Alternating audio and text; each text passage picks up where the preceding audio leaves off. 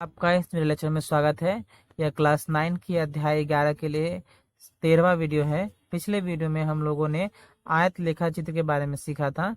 इस वीडियो में भी हम लोग आयत लेखा चित्र के बारे में सीखेंगे, परंतु प्रश्न कुछ अलग तरह का रहेगा।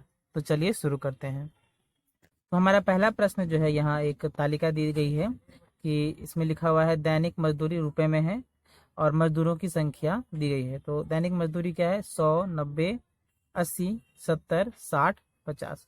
तो ये जो है एक मध्यमा या जो है मूल वैल्यू दिया गया है, मान दिया गया है, और मजदूरों की संख्या जो है 6, 4, 12 इस तरह से दे दिया गया है। तो हमें क्या करना है? उपरोक्त तथ्यों की सहायता से आयत लेखा चित्र अंकित करें। तो आयत लेखा चित्र अंकित करने के लिए हमें क्या चाहिए? श्रेणी चाहिए। तो हम इस जो है जो तालिका है, इससे हम किस प्रकार से श्रेणी बनाएंगे, ये सबसे जरूरी चीज है सीखने के लिए। तो हम देखते हैं कि दो जो संख्याएं हैं आसपास की, उनके बीच का अंतर कितना है? 10 है। यानी इसके बीच में अंतर कितना है? 10 है। तो 10 क्या हो गया? जो श्रेणी होगी उसका क्या होगा? लंबाई होगी। क्या होगी? लंबाई होगी। तो श्रेणी अगर 10 है और उसमें मध्यमा अगर 100 है या 90 है, तो हम जो है श्रेणी की जो उच्चतम सीमा और निम्नतम सीमा है वो कैसे ज्ञात करेंगे? तो ये हमने जो है पिछले वीडियो में सीख लिया था कि इन दोनों के बीच का अंतर यानी जो लंबाई वो कितनी है? 10 है। तो 10 का आधा करिए कितना होगा? 5। तो हमें जो है 5 इसमें से एक बार घटाना होगा ताकि हमें निम्नतम सीमा मिले, और एक बार जो है 5 जोड़ना पड़ेगा ताकि जो है हमें उच्चतम सीमा मिले। तो हम इसी चीज को यहाँ लिखेंगे, श्रेणी जो कि दैनिक मजदूरी होगी। तो हम इसमें से जो है 5 घटा रहे हैं तो क्या हो जाएगा? ये 95। और जो है इसमें अगर हम 5 जोड़ दें तो क्या हो जाएगा? 105। इसी प्रकार से जो है, तो ये कितना हो जाएगा? इसमें से अगर हम जो है 5 घटा दें तो कितना हो जाएगा? 85। और 5 जोड़ दे तो 95। ठीक है। 5 घटा दे तो 75, और जोड़ दे 80 में जो है 5 तो 85 हो जाएगा।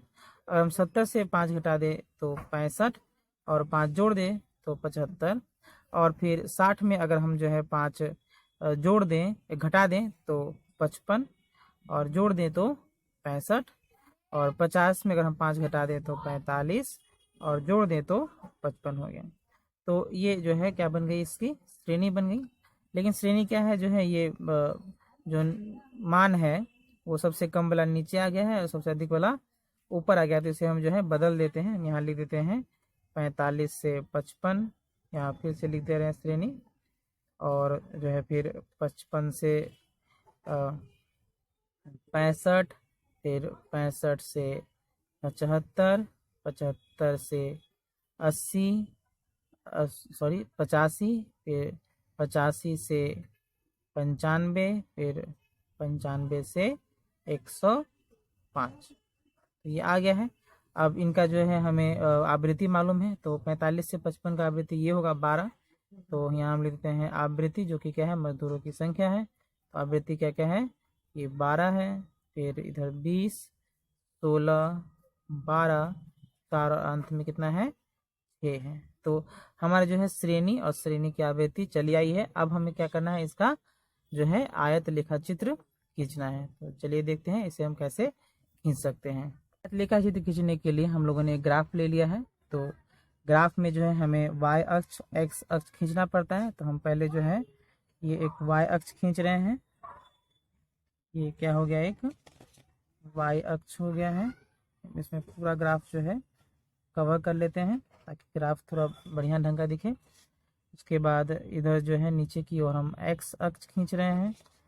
तो ये हमारा x अक्ष जो है आपको दिख रहा होगा, ये हमारा क्या हो गया? x अक्ष खींच रहे हैं। तो ये हो गया हमारा x अक्ष। हम यहाँ लिख देते हैं, ये है x अक्ष, x एक्सिस। और इधर जो है हमारा क्या होगा? ऊपर की ओर ये क्या है हमारा? y अक्ष। तो y अक्ष हम खींच चुके हैं। जो कटान बिंदु होगा इन दोनों रेखाओं का, उसे हम मूल बिंदु कहते हैं, जिसे हम 0 लिख लेंगे। अब हम जो है मान जो है उसका मान लिख लेंगे। तो ये जो है y अक्ष क्या है? मजदूरों की संख्या है। हम यहाँ लिख देते हैं मजदूरों की संख्या, और ये वाई एक्सिस यानी वाई अक्ष पे जाएगी। और नीचे जो है एक्स एक्सिस पे क्या है, वो है दैनिक जो है क्या लिखा है उन्होंने, मजदूरी, दैनिक मजदूरी, जो कि क्या है, रुपए में है। तो हमारा जो पहला मान है आवृत्ति में जो है, ध्यान दीजिएगा, वो 45 से 55 है। तो हम जो है यहाँ जब स्टार्ट करेंगे तो यहाँ एक किंक बना देंगे, इस तरह से बना देंगे। तो ये बताता है कि मान जो है 0 से स्टार्ट नहीं हुआ है। तो अब हम जो है इसे लिख सकते हैं 45, फिर हम लिख सकते हैं 45 से यहाँ हो जाएगा 55, फिर जो है यहाँ 55 से 65, फिर 65 से 75, 75 से 85, फिर 85 से 95 और 95 से 105 तक हमें लेना है, क्योंकि अधिकतम जो 105 तक ही दिया गया है। तो ये जो है क्या हो गई, हमारी आवृत्ति दैनिक मजदूरी जो श्रेणी था वो चला आया है। अब हम जो है यहाँ देखते हैं, जो सारणी है उसमें देखते हैं कि जो आवृत्ति या फिर जो मजदूरों की संख्या है वो अधिकतम कितना है, 20 है। तो हमारे ग्राफ में जो है 20 चला आना चाहिए। तो हम एक बार गिन लेते हैं कि ये 20 आया या नहीं। तो 1 2 3 4 5 6 7 8 9 10 11 12 13 14, थोड़ा कम हो जाएगा। तो हम क्या करेंगे, हम 2 2 करके जो है ग्राफ पे ले लेंगे। तो यानी ये मान हमने क्या ले लिया, 2, फिर इधर हमने क्या ले लिया 4, फिर 6 8 10 12, इधर ले लेते हैं 14 16 18 और अंत में 20 22 तक भी लेते कोई दिक्कत नहीं है। तो अब हम देख पा रहे हैं कि जो है ग्राफ हमारा यूज़ करने के लिए तैयार है। उससे पहले जो हम यहाँ लिख देंगे कि एक्स अक्ष जो है, एक्स अक्ष पे जो है हमने क्या लिया है। तो ये जो है ग्राफ, ये इंच ग्राफ है, यानी 2 मानों के बीच में जो है 1 इंच की दूरी है। आप जो है देख सकते हैं, ये अगर हम स्केल इस तरह से बैठाएं तो दो लाइनें की जो मेन लाइनें होंगी, जैसे मान लीजिए 2 मेन लाइनें हैं, 3 के बीच की दूरी कितनी होती है, 1 इंच होती है। तो हम यहाँ जो है हाफ इंच करके लिए हैं और ये 5 इकाई लिए हैं। तो एक्स अक्ष हम क्या लिखेंगे, 1/2 इंच बराबर 5 इकाई। और वाई अक्ष पे हम लोगों ने क्या लिया है, वाई अक्ष पे लिया है हमने, वहाँ भी हमने हाफ इंच करके लिया है, यानी 1 इंच का आधा लिया है। तो हम ये लिखेंगे हाफ इंच, यानी 1/2 इंच बराबर जो है 2 इकाई है। ठीक है, ये लिखना जरूरी है।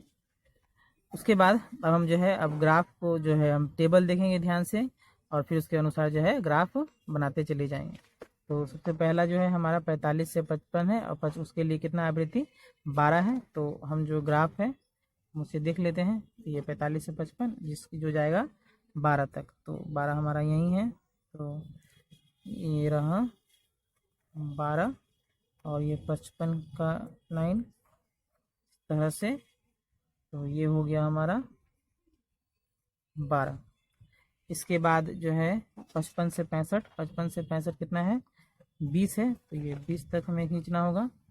तो 55 से 65, 55 से 65 20 तक हमें जाना होगा। तो एक बार मैं खींच लेता हूँ, फिर मैं आपको दिखाता हूँ। 55 से 65 जो है 20 तक जाएगा।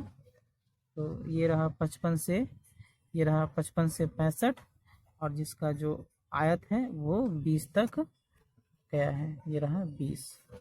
ठीक है, इसके बाद हमारा अगला है 65 से 75 जो कि है 10।